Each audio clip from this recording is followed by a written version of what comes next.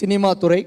இந்த சினிமா துறையில் இவரை தெரியாதவர்களே இருக்க முடியாது. குழந்தைகள் முதல் பெரியவர்கள் வரை இவருடைய சண்டை காட்சியினை சண்டை காட்சியாக பார்க்காமல் ஒரு சிரிப்பொலி சண்டை காட்சியாகவே பார்க்கக்கூடியவர்.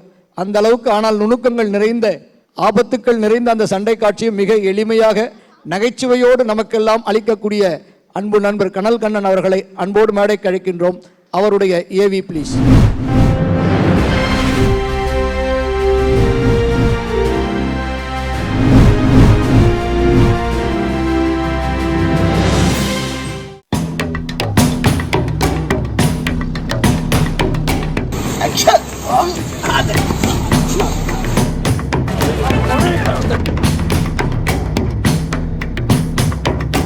பொதுவாக ஆன்மீக தொடர்பு என்பது நமது இந்திய நாட்டில் ஒவ்வொருத்தருக்கும், இந்தியாவை பிறந்த அத்தனை பேருக்கும் பாரம்பரியமாக வர வேண்டிய ஒரு உணர்வு.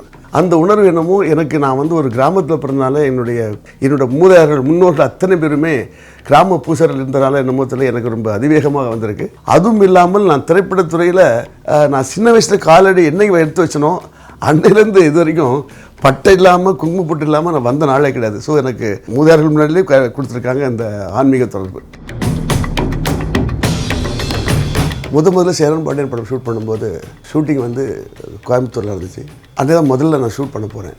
பக்கத்தில் தண்டுமாரியம்மன் கோயில், அங்கே தான் முதல்ல காலையில் பூஜையை போட்டுட்டு என் ஸ்டண்ட் இருக்கிற நான் தொழில் வாழ்க்கை தொடங்கப்பட்டது. இந்த வரைக்கும் நான் கிட்டத்தட்ட ஒரு 700 படங்கள் மேல் எல்லா மொழிகளும் பண்ணியிருக்கிறேன். அது ரொம்ப இன்ட்ரெஸ்டிங்கான விஷயம் சொல்லியிருக்கேன். இங்கேருந்து நான் யூரோப் கண்ட்ரி நிறைய போயிருக்கேன், ரஷ்யா போயிருக்கேன். ரஷ்யாவில் எல்லாம் ஆல்மோஸ்ட் சுற்றிருக்கேன். அதில் யூரோப் கண்ட்ரியில் போகும்போது ஒரு பயங்கர -40 ஷூட்டிங்கில் போகும்போது அப்போ கூட காலில் குளித்து பூஜை பண்ணி அந்த பட்டை போட்டு அந்த குங்குமத்தை வச்சுட்டு போகும்போது ஆல் ஒயிட்ஸ், வெள்ளைக்காரங்க, அதாவது ஒயிட்ஸ் கேர்ள்ஸ் ஆகட்டும், ஒயிட் பாய்ஸ் எல்லாருமே கேட்டு what is this some different அப்படின்னு கேட்டாங்க. திஸ் இஸ் மை ட்ரெடிஷன் இந்தியாவிலே அப்படின்னு. ஓ வாவ் அப்படின்னு. ஸோ அதாவது நம்முடைய சனாதனத்துக்கு எங்கேயுமே மரியாதை இருக்கிறது.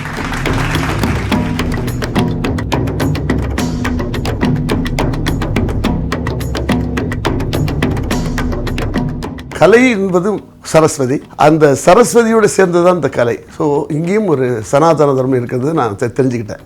அதனால் நாங்கள் எவ்வளோ பெரிய ஒரு இன்றைக்கி காலகட்ட வேற்று மதத்தினரும் சரி நம்ம கலைத்துறையில் இருக்கிறாங்க. இருந்தாலும் ஸ்டண்ட் செய்யும்போது எல்லாருமே ஒரு நிமிஷம் எல்லாருமே கடவுளை தியானிப்போம். எலும்புத்தம்பளத்தை சுற்றி உடைச்சிட்டு கடவுள் மேலே பாரத்தை போட்டுட்டு அந்த தொழிலை ஆரம்பிக்கிறோம். பொதுவாக இப்போது நம்ம முன்னோர்கள் வழிபடுதல், மூத்த தெய்வங்கள் வழிபடுதல் என்று வழிபடுதல் இருக்குது. முன்னோர்கள் தான் நம்மளோட காவல் தெய்வங்கள். அதாவது கருப்பசாமி, சொல்லமாட சுவாமி, இசைக்கியம்மன், பேச்சியம்மன். அதற்காக நான் என்ன பண்ணேன், அதற்கு ஒரு கோயிலை கட்டணும். அந்த கோயில் மூலமாக ஒரு 4 பேருக்கு நல்லது பண்ண நினச்சேன். அதுக்காக ஒரு சிவ சொல்லமாட சுவாமி, இசைக்கியம்மன், கருப்பசாமி கோயில் ஒன்று கட்டியிருக்கேன்.